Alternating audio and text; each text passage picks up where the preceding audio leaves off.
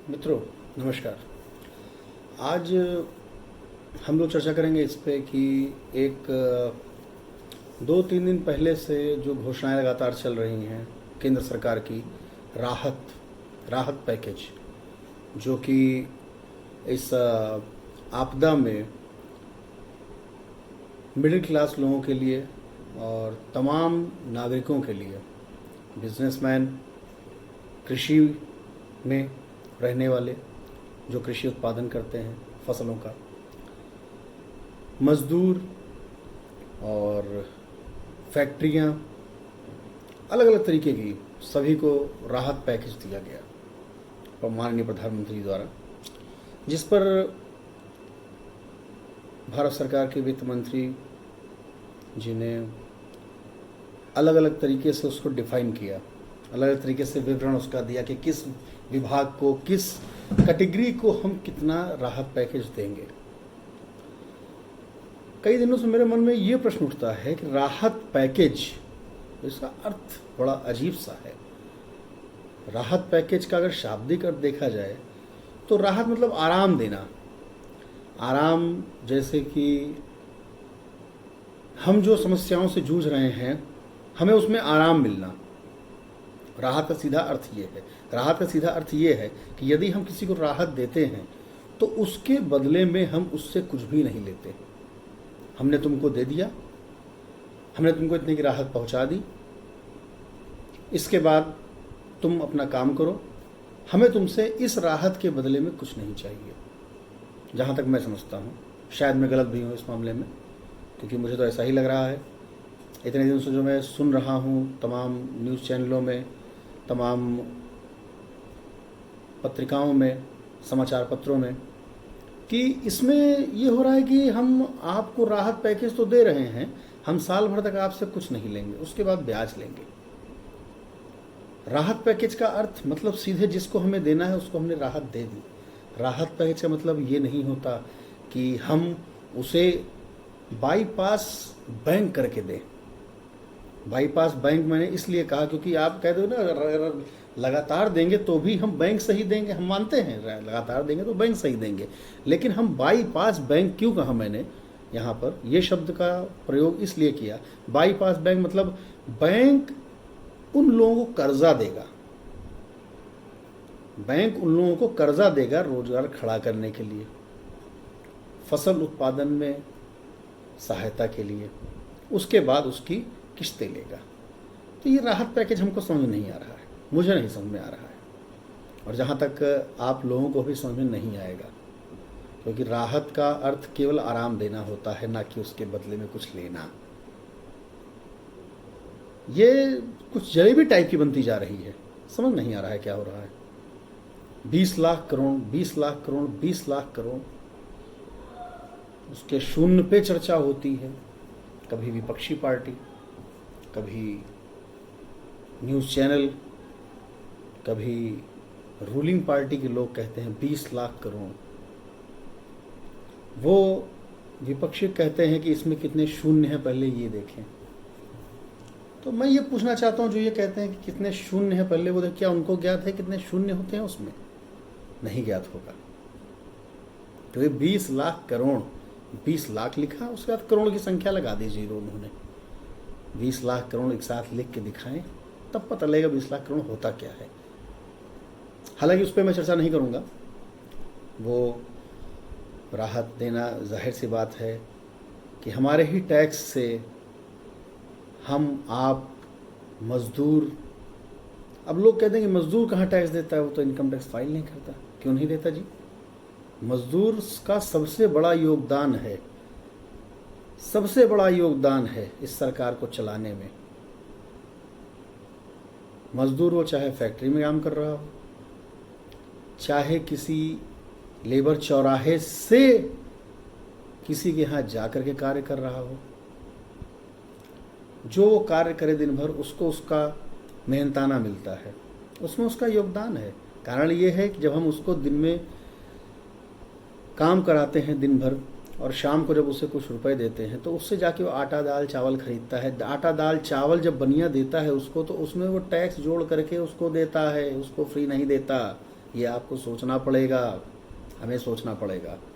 मजदूर का भी योगदान है आपकी सरकार को खड़ा करने में, जितना कि एक वीआईपी का है, उतना ही मजदूर का भी है।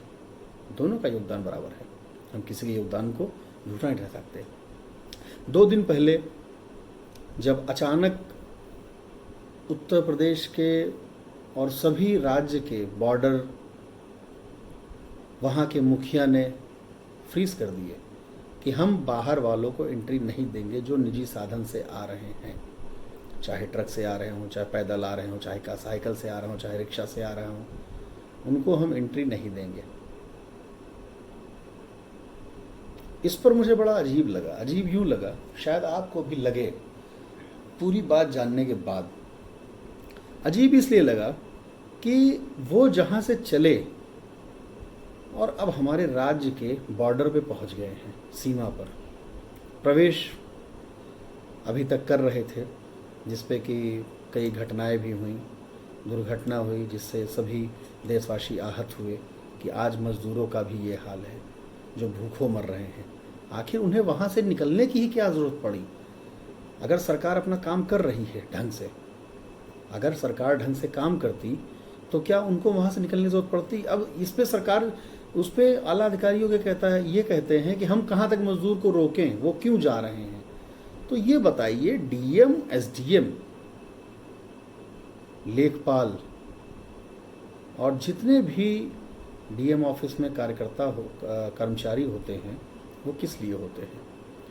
एसडीएम का एक क्षेत्र होता है, थाना का एक क्षेत्र होता है। क्या थाना अपने उसमें बीट करके नहीं पता लगा सकता है कि कितने लेबर बाहर के यहाँ ठहरे हुए हैं? या क्या डीएम अपने परिसीमन नहीं देख सकता है एसडीएम को बुला करके कि कितने लोग ठहरे हुए हैं? क्या सीएम डीएम को, मुख्यमंत्री जिलाधिकारियों को निर्देश नहीं दे सकते हैं कि मैं आपको 2 घंटे की मोहलत देता हूं, एसडीएम से चर्चा करिए, परिसीमा में जाइए, कितने लोग आपके यहाँ बाहर रुके हुए? करना ये चाहिए था कि सबसे पहले 8 या 10 घंटे का समय निकाल करके डीएम को आदेश देते, डीएम अपने परिसीमन में एसडीएम को आदेश देते, एसडीएम तत्काल ही जो बाहर से आए हुए हैं या हमारे प्रदेश में हमारे ज़िले से होकर के अन्य ज़िले को जा रहे हैं, उनको तत्काल वहीं रोक देते। जैसे कहते हैं ना कि क्वारंटाइन कर दिया जाता है, तो उनको एक क्वारंटाइन कर देते। और मुझे ही लगता है कि ऐसे समय पे कोई भी स्कूल या कोई भी चिकित्सालय क्वारंटाइन करने के लिए मना करेगा। लेकिन फिर भी ये सब ना करते हुए एक आदेश दे दिया कि हम घुसने नहीं देंगे सीमा में। मजदूर कहाँ जाए आखिर? इस पर अगर सवाल करें तो शायद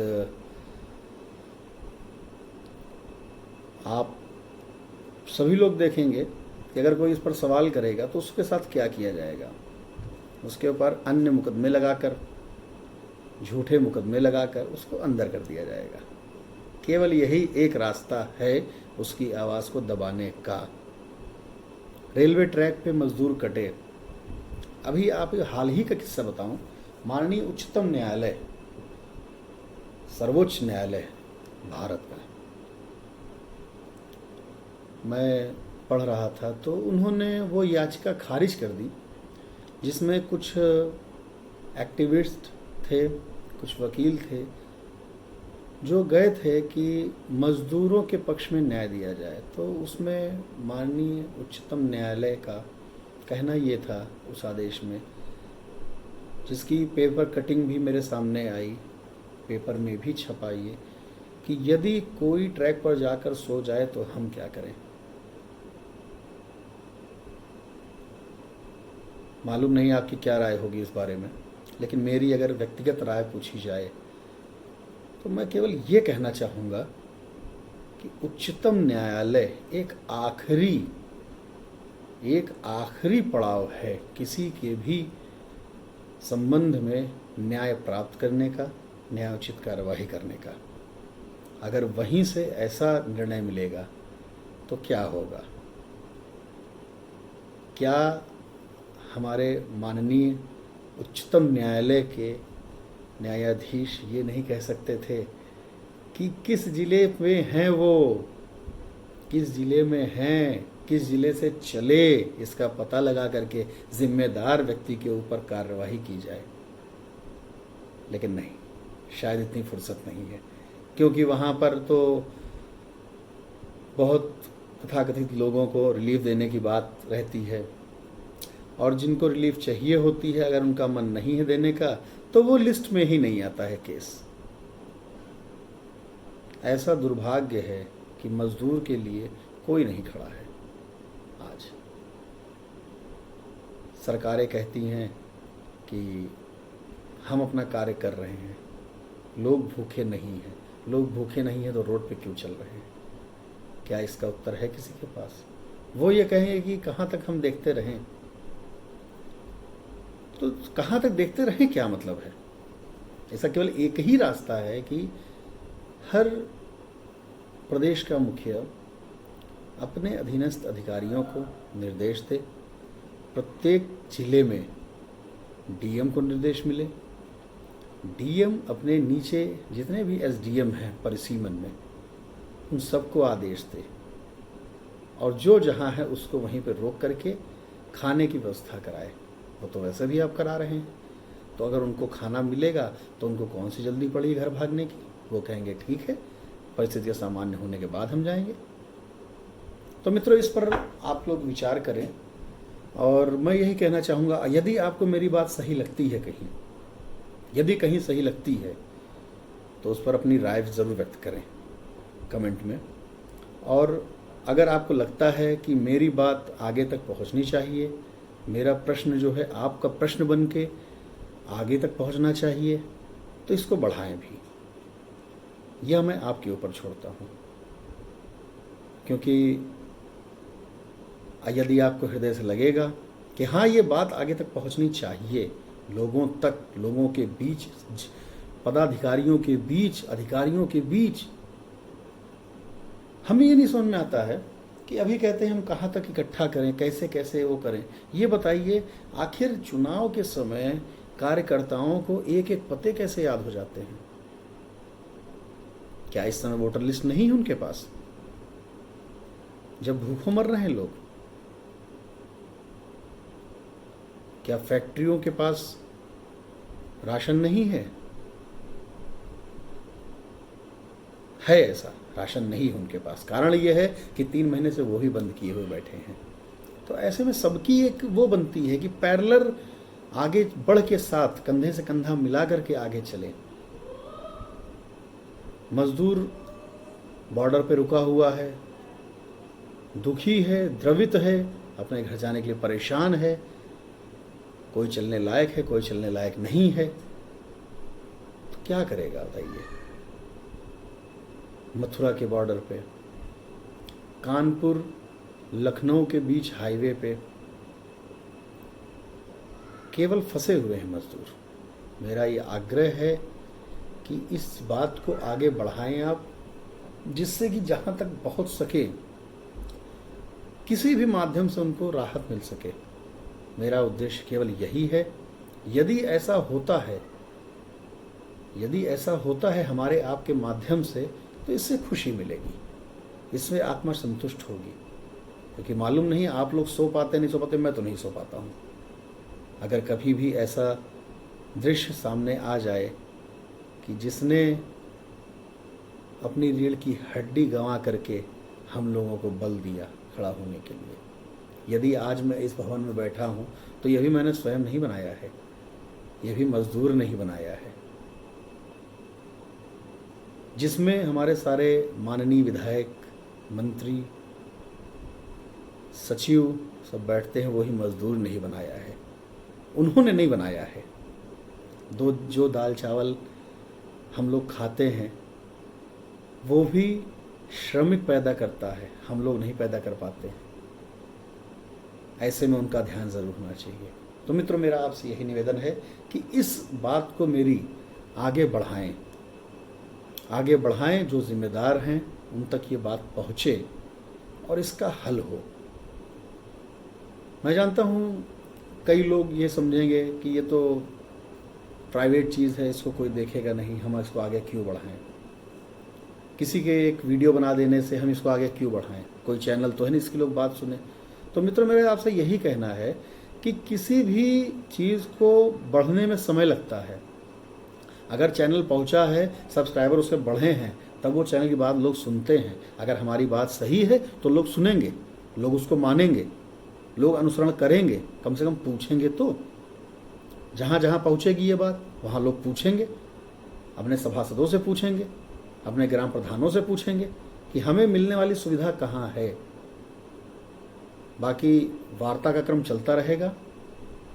बस इसीलिए मैंने इस चैनल का नाम रखा है जागो और जगाओ। पहले हम जागें, आगे यदि आपको लगता है कि मेरी बात सही है तो इसको आगे बढ़ाएं और अपनी राय ज़रूर दें, जिससे मुझे आगे विचारों को जानने में, आपके हिसाब से सोचने में, शायद हो सकता है मैं बहुत छोटा सोच पा रहा हूँ, आप लोग ज़्यादा सोच लें। तो अगर वो मुझे राय मिलेगी तो मैं उस हिसाब से ज़्यादा सोचूंगा मैं भी। इसी के साथ नमस्कार।